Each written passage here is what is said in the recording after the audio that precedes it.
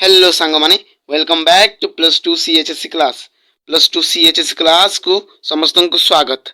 आजिकार ये वीडियो रे आम डिस्कसन करबा गोदावरी मिश्रंकर साबरमतीर महामानवर चरणतली कवितार top 25 most important MCQ. Okay, top 25 most important MCQ जहाँकि 2025 ओडिशा सीएचएससी बोर्ड पाई बेस गुरुत्वपूर्ण। ओके, तो चलतु आ समय डेरी न करी डिस्कसन करबा आज आमर एमसीक्यू सेशन।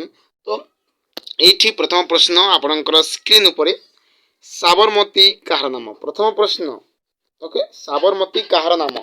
ऑप्शन क नदीर नाम, ऑप्शन ख पहाड़र नाम, ऑप्शन ग प्रदेशर नाम ना ऑप्शन घ पुष्करिणीर नाम। ओके, तो यार राइट आंसर हो ऑप्शन क नदीर नाम।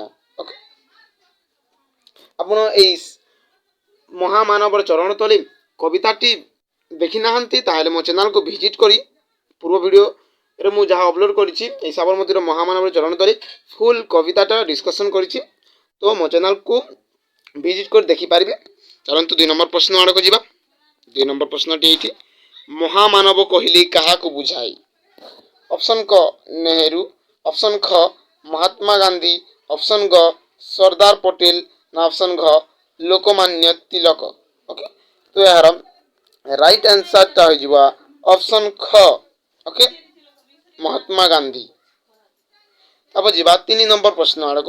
3 नंबर प्रश्न देछि, साबरमती आश्रम केउ प्रदेश रे अवस्थित? ऑप्शन क महाराष्ट्र, ऑप्शन ख गुजरात, ऑप्शन ग बिहार ना ऑप्शन घ ओडिशा। तो यार करेक्ट आंसर टा हो ऑप्शन ख गुजरात। ओके, अब जीवा 4 नंबर प्रश्न आड़क। 4 नंबर प्रश्न देछि, दृषदवती कहार नाम?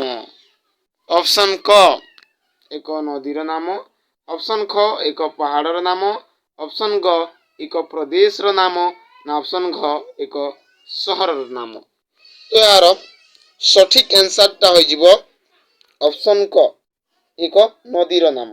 ओके, तापर जीवा 5 नंबर प्रश्न आड़क। 5 नंबर प्रश्न देछि, द्वारका देवता किए? ओके, द्वारकार देवता किए?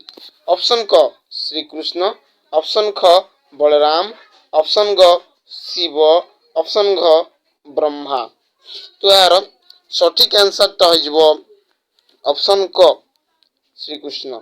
आपण मनरे प्रश्न उठुथिबो जे एही महामानवर चरण तले या तो महात्मा गांधींकर ज्ञापन कराउछि, तांकर श्रद्धांजलि ज्ञापन कराउछि, एते श्रीकृष्णंकर कथा कोठी आसिला? ओके, तो यह मानव मुक्ति पाई जो माने लड़ी थिले, जो माने घर द्वार त्याग करथिले, तांकर नाम एथिरे उल्लेख रहिछि। जदि आपण मो पूर्व वीडियोटा देखि नाहंती ताले मो चैनल को विजिट करी साबरमतीर महामानवर चरण तली वीडियोटी देखि नियंतु। ओके, जहाँ कि बेस गुरुत्वपूर्ण अटे। तब जी 6 नंबर प्रश्न को। 6 नंबर प्रश्न कौन देछि, कपिला वस्तु त्याग करी किए दूर को चल जेतिले? एबे जस्ट कहथिली मु जे महा मानव मुक्ति पाई क्यों माने घर द्वार निजर घर परिवार को त्याग करिछि, कपिला वस्तु त्याग करी किए दूर को चल जेतिले? ऑप्शन क महावीर, ऑप्शन ख गौतम बुद्ध, ऑप्शन ग अशोक, ऑप्शन ग खारवेल।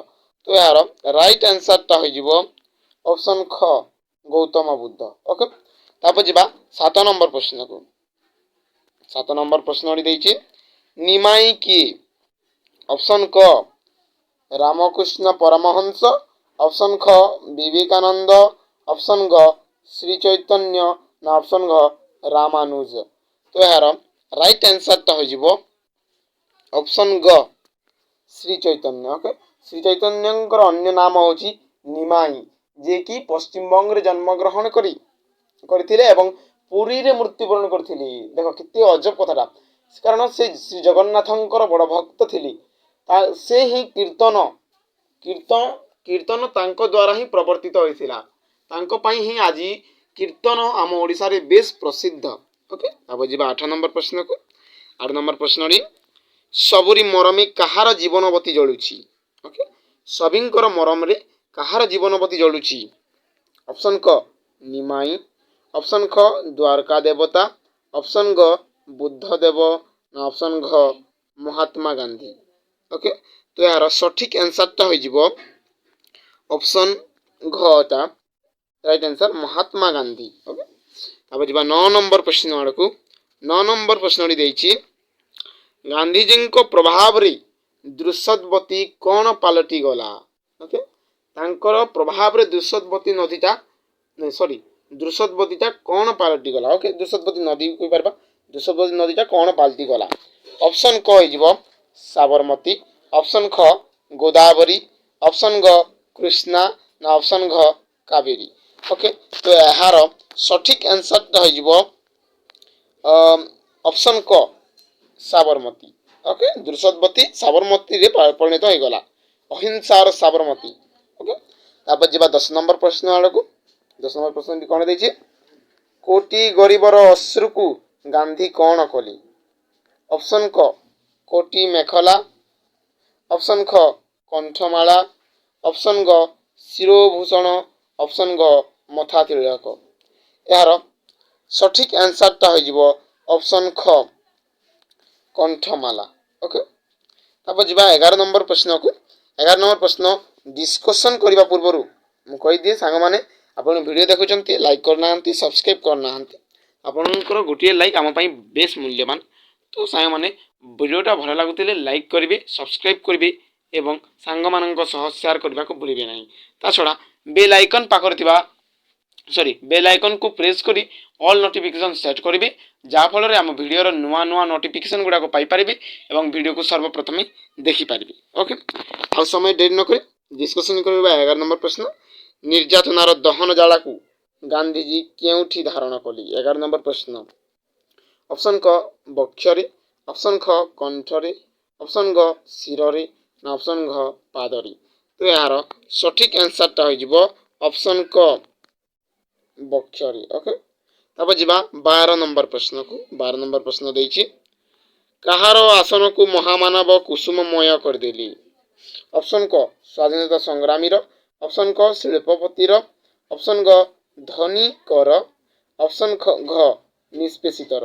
ଓକେ, ତ ଏହାର କରେକ୍ଟ ଆନ୍ସର୍ଟା ହୋଇଯିବ ଅପସନ୍ ଘ ନିଷ୍ପେଷିତର। ଓକେ, ତାପରେ ଯିବା 13 ନମ୍ବର ପ୍ରଶ୍ନକୁ। 13 ନମ୍ବର ପ୍ରଶ୍ନଟି ଦେଇଛି ଦୀନବନ୍ଧୁ ବୋଲି କାହାକୁ ସମ୍ବୋଧନ କରାଯାଇଛି? ଅପସନ୍ କ ମହାତ୍ମା ଗାନ୍ଧୀ, ଅପସନ୍ ଖ ବୁଦ୍ଧଦେବ, ଅପସନ୍ ଗ ନିମାଇଁ, ଅପସନ୍ ଘ କପିଳାବସ୍ତୁର ରାଜା।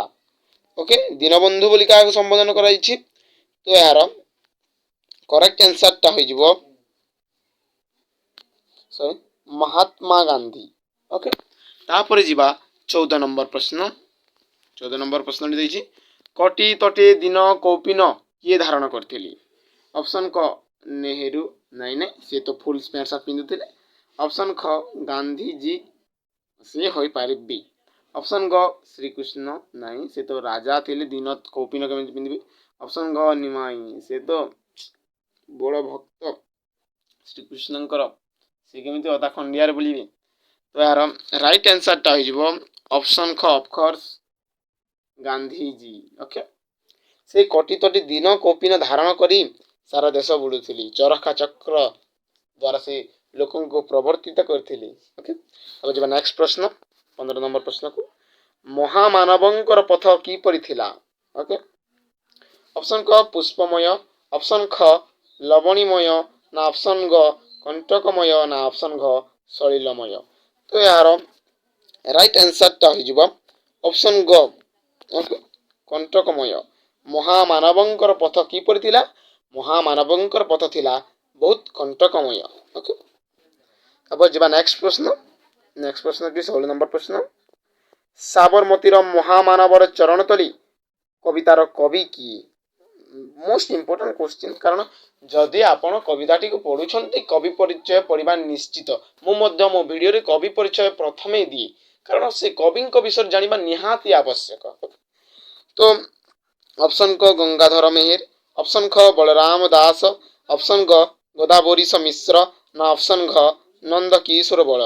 ତ ଏହାର କରେକ୍ଟ ଆନ୍ସର୍ଟା ହୋଇଯିବ ଅପସନ୍ ଗ ଗୋଦାବରୀଶ ମିଶ୍ର। ଓକେ, ତାପରେ ଯିବା 17 ନମ୍ବର ପ୍ରଶ୍ନକୁ। 17 ନମ୍ବର ପ୍ରଶ୍ନ ଏବଂ ଏ ଭିଡ଼ିଓର ଶେଷ ପ୍ରଶ୍ନକୁ। ଶେଷ ପ୍ରଶ୍ନଟି ଦେଇଛି, ଗୋଦାବରୀଶ ମିଶ୍ରଙ୍କ ମହାମାନବ କବିତାଟି ତାଙ୍କ କେଉଁ ସଂକଳନରୁ ଗୃହୀତ? ଓକେ, ଯେଉଁ ଗୋଦାବରୀଶ ମିଶ୍ରଙ୍କ ମହାମାନବ କବିତାଟି ଅଛି ସେଇଟା କେଉଁ ସଂକଳନରୁ ଗୃହୀତ ହୋଇଛି? ଓକେ, କୋଶ୍ଚିନ୍ଟା ଟିକେ ନ ଦିଶିଥିବ ତ କୋଶ୍ଚିନ୍ ଟିକେ ଭଲ ଭାବରେ ଶୁଣନ୍ତୁ। ଅପସନ୍ କ ପ୍ରଭାତ କୁସୁମ, ଅପସନ୍ ଖ ହେ ମୋର କଳମ, ଅପସନ୍ ଗ କଣ୍ଟା ଓ ଫୁଲ, ଅପସନ୍ ଘ ଉଠ କଙ୍କାଳ। এই ଚାରୋଟି ତାଙ୍କର ହିଁ ଲେଖା ଥିଲା, ତାଙ୍କର ହିଁ ସଂକଳନ।